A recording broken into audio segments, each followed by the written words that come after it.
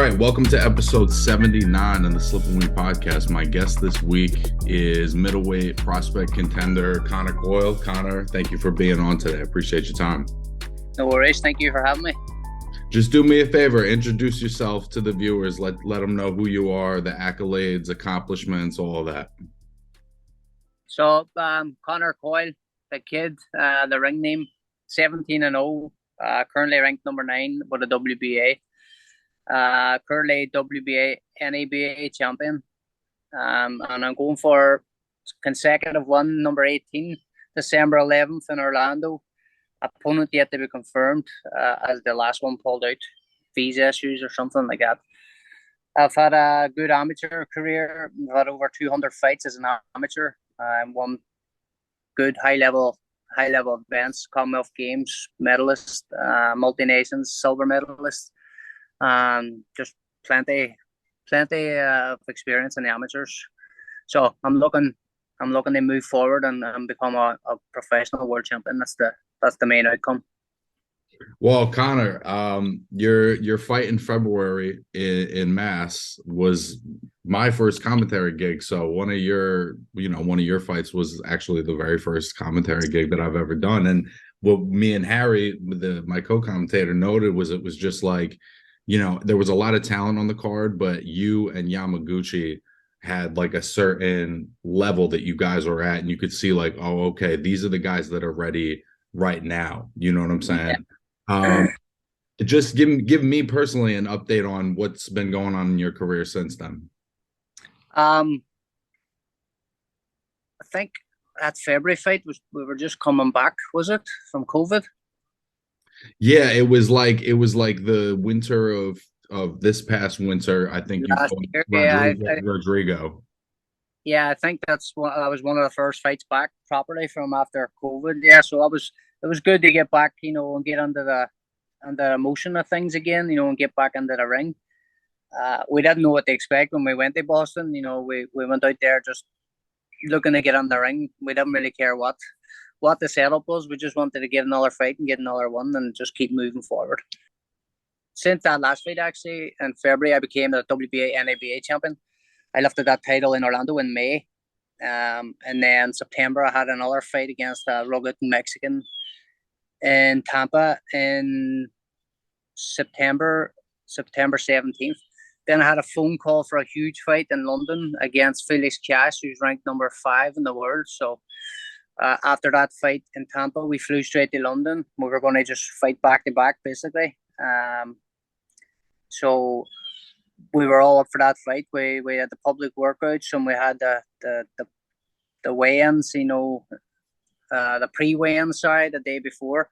And then we were on our way to the press conference, and we got a phone call to say, we have bad news, blah, blah, blah. Just get to the hotel so we can talk to everybody at the one time. Turns out the whole card was cancelled. I was on the Conor Ben and Eubank undercard. I was co-main event against Felix Cash, but the drug test came back positive for Conor Ben, and the whole show just shit the bed then. So that's what happened. I just went home, had a few weeks off, enjoyed family time, and then got straight back to work for this fight.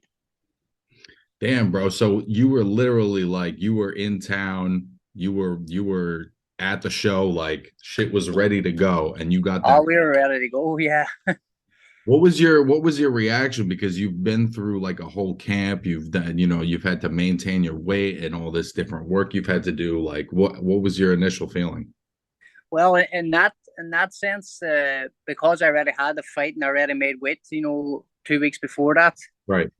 So I didn't have to do anything major for that.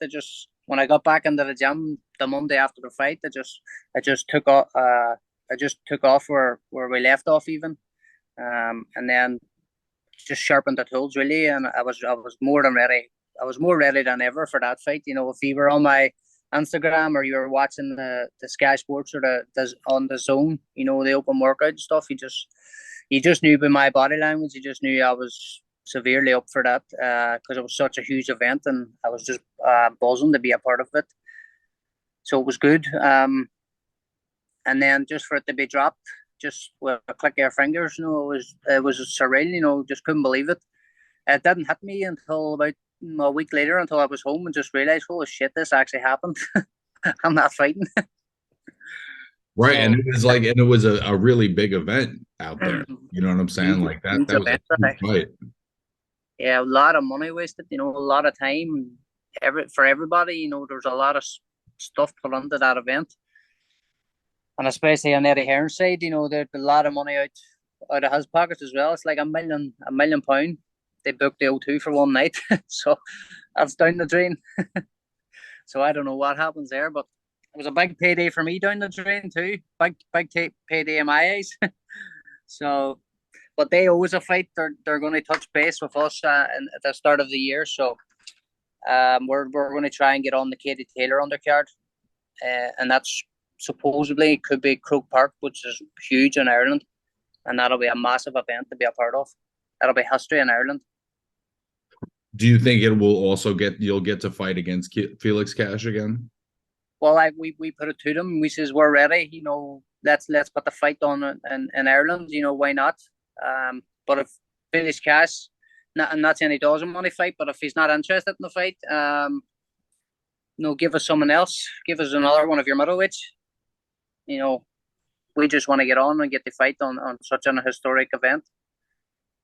What's I'm genuinely curious because you hear about it on TV, but obviously being out here in the States, you don't see it in person. What's like the significance of Katie Taylor out in Ireland? Yeah, she's huge. She's one of the superstars in Ireland. She's top dog, so yes. She's been at from the amateurs. She was a good football player. She was captain of the Ireland team, Republic of Ireland football team, and everything. She's just a complete professional athlete. Just yeah, I mean, it's very rare. Like with the last fight she had, even it wasn't that big a fight, but you could hear the way the crowd was reacting. That like this is significant. What's happening right here? Yeah, she's a big deal. She definitely has a big deal. I had the privilege to train alongside her in the amateurs, in the high performance team in Ireland. So that was great. And we're actually good friends. We touch base every now and again. That's awesome. That's really cool. I was gonna ask, if and when the fight against Cash gets rescheduled, I mean, that's obviously a big step up. You know what I'm saying? That's a big step up for you, and it's a big fight in a division that kind of lacks big fights right now. I feel like middleweight is definitely a division that lacks big fights. What do you see in Felix Cash's style? Obviously he's a fast guy, but what do you see that you feel like you can exploit? Well, we know exactly what we can exploit and what's going to work for us. So if that fight does happen, I don't want to say too much out over the air in public. So I'll keep that to myself. But we know some of the weaknesses, and we can exploit them on the night. But it's definitely a 50-50 fight. He's no pushover. I'm no pushover. We're both undefeated. We're both strong, fast middleweights. So it's going to be a very exciting fight. So I don't see why they wouldn't want to put that big fight back on one of their cards. Yeah, I mean, like I said, it's a great matchup, and again, it's a matchup in a division that doesn't have a lot of exciting There's exciting matchups that could get made, but they're not getting made. So I think a fight like you and Cash, that's the kind of fight at middleweight people want to see, because that's who you're going to figure out who the best is. Yeah, and that's not even a world level, that's before world levels, and that's an exciting fight, So if you get up to world level, it's even better again. What's like your dream fight at middleweight? Like, who would I like to fight? Yeah. Maybe Triple G. I would like to get on with Triple G.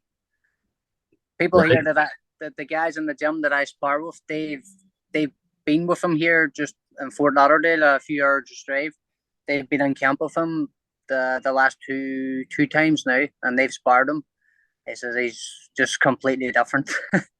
He says he's the punching power and just the way he throws his shots. He says you just don't want to be up with him. Yeah, I would imagine he's like the kind of guy that's not fun to spar with. Like, I feel like he's just a bruiser, regardless. Yeah. freakishly strong. Just like he's a middleweight, so one of the guys sparring with him was one of the top 10 light heavyweight, sorry. And he was saying he didn't want to get hit with him, so he must hit hard. Dude, and Triple G's got that thing. Like, I love that picture of him in like khakis and a button-up shirt with his hands in his pockets, like looking real unassuming, but like underneath all that is a bad man. Yeah, he'll hurt you for sure. What was your interpretation of how he fought against Canelo? Because I think that was one outcome that was I never saw coming, was just like Triple G's not going to be that active or engaged. Like, how did you interpret that fight? I I knew it was going to be slowed down. You know, of course, he's 40 years old from the last, especially from the last time that they fought. I did think Canelo was going to be much better than he was as well, but apparently he had broke his hand or something. So obviously that's a big factor in it. That's why he couldn't stop him or knock him out or whatever. But you definitely seen a big decrease in Triple G's performance. Of course, with the age as well, you know, he might have a few more fights left on him. I'm not sure, and when he's going to retire. But I still wouldn't want to get up with him. But Canelo's just that much level above everybody else now. You know, he's on a level of his own at the minute. Well, I feel like he definitely has a couple fights in him, because what was weird was when he started letting his hands go. I think it was like in the 8th round. I was like, oh, there he is. Like he still has the thing. He's still got a little zip on his shots. No, you know. Yeah. No, I meant I just, you know, I don't know if he's going to retire on his own. You know, say right, that's it now. I'm done. You know, be smart basically, and not fight on too long. You know. But no, of course he has some fight in him. He's a granite chin on him, you know, and he's a tough guy. You know, he will keep fighting if he wants to, you know. But I'm just wondering when he's going to decide he's going to retire. I think soon enough. You know, maybe one more fight, 2 at the most. I think he might call it, because he's not fighting that often too. You know, it might be one fight a year. You know. Right, and he's not going to fight that often. If he stays on the one fight a year schedule, if he does that 2 more times, he's going to be like 43 years old. Yeah, that's what I think anyway. But you never know. A lot of them boxers surprise you. and hopefully, if you get a win over Felix Cash, you'll be in that conversation for one of those fights. Hopefully, yeah. Maybe, hopefully, I'll be his last fight. Who else do you see? Because it's like everybody's kind of jockeying for position at that weight. Who do you see as like the best guys right now? The obvious ones being like the old guard of Golovkin and Andrade, but like who do you think will be the guys in the next couple of years when you're a world champion? Hopefully. That guy, what's his name? He's Kazakh style. He just won. He's a WBO, is it, world champion? Janabek. Yeah. He seems good. He seems like a strong puncher as well. I was actually surprised to see Denzel Bentley took him the distance, back and forth. I never watched the fight, but I just seen highlights, and I was just listening to the commentaries and stuff.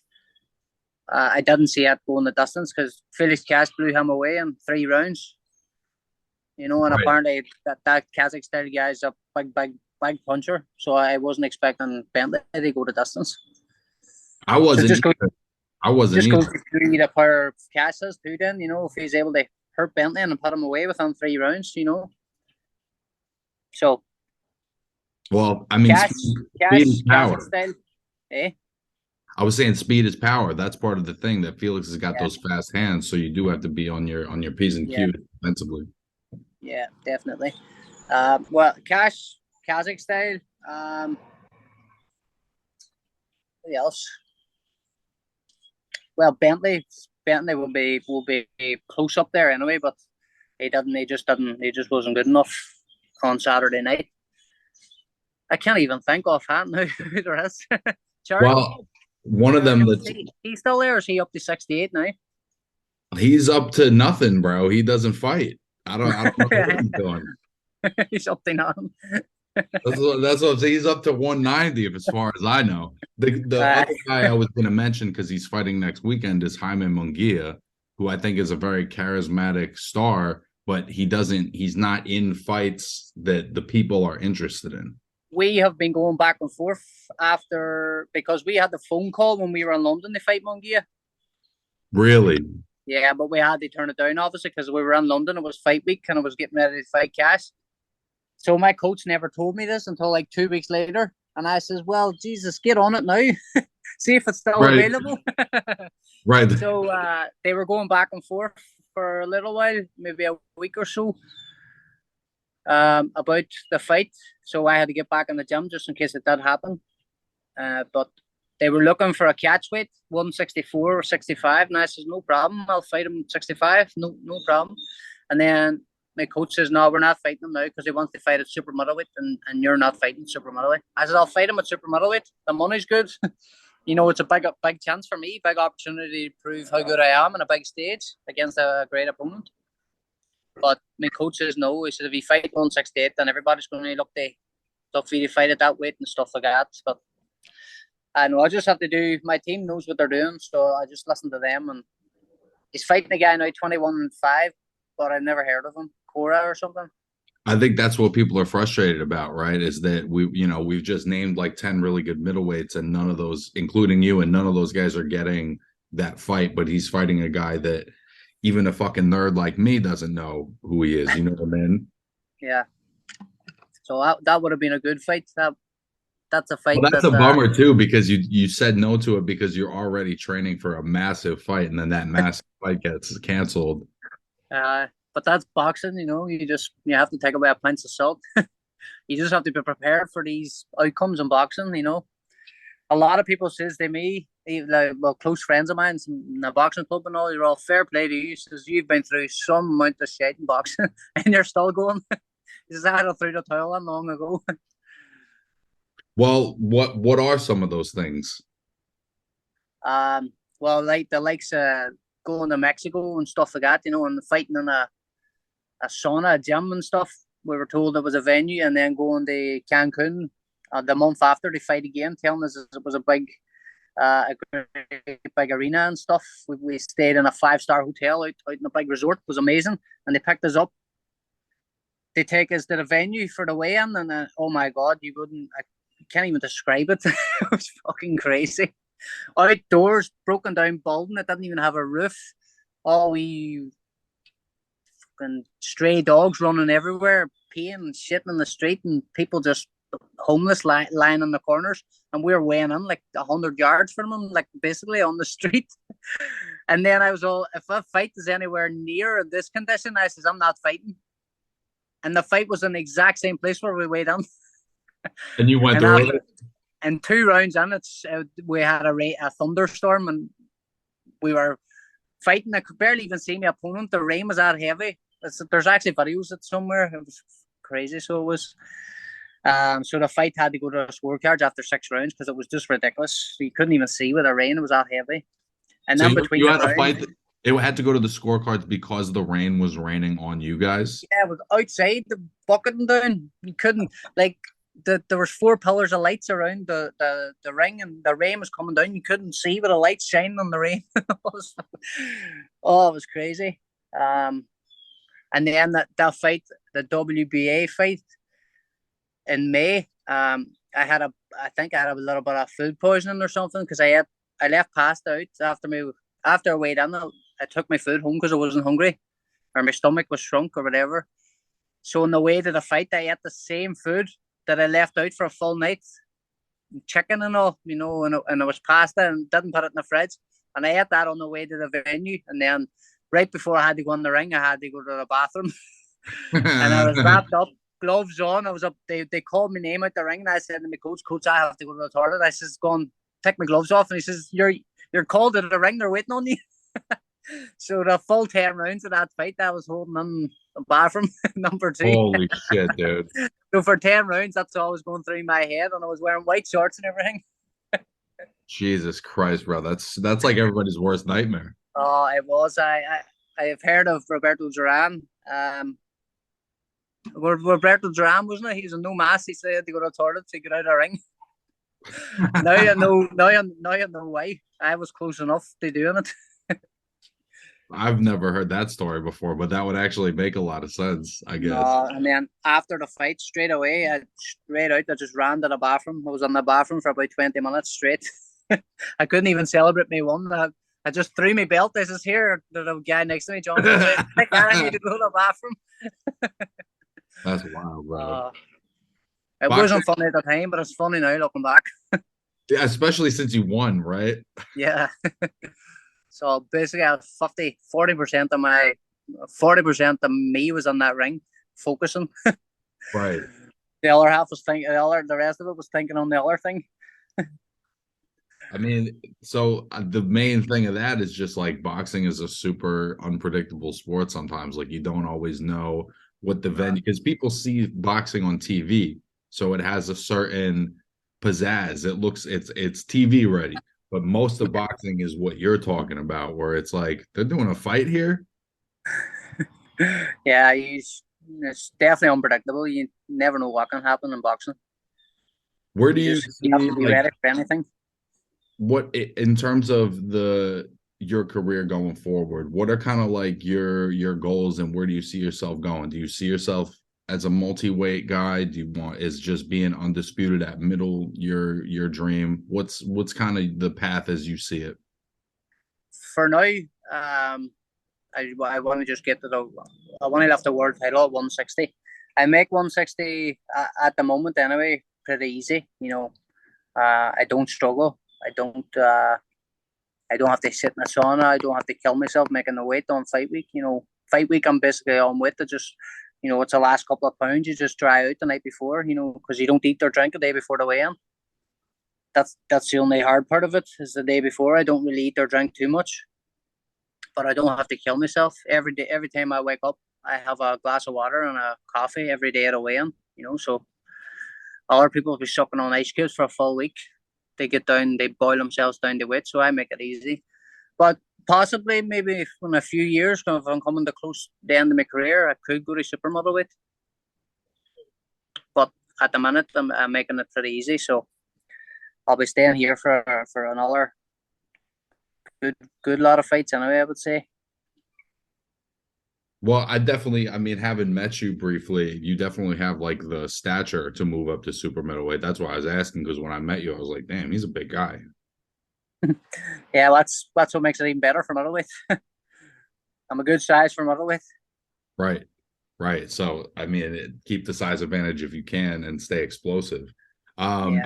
one of the last things I wanted to ask you, just being, you know what I'm saying, like an Irish American myself, like a lot of the times we miss some of the fighters that are from Ireland. And I'm genuinely curious, like who some of the guys from your area were that were inspirations for you or that, you know what I'm saying, were guys you looked up to on your come up.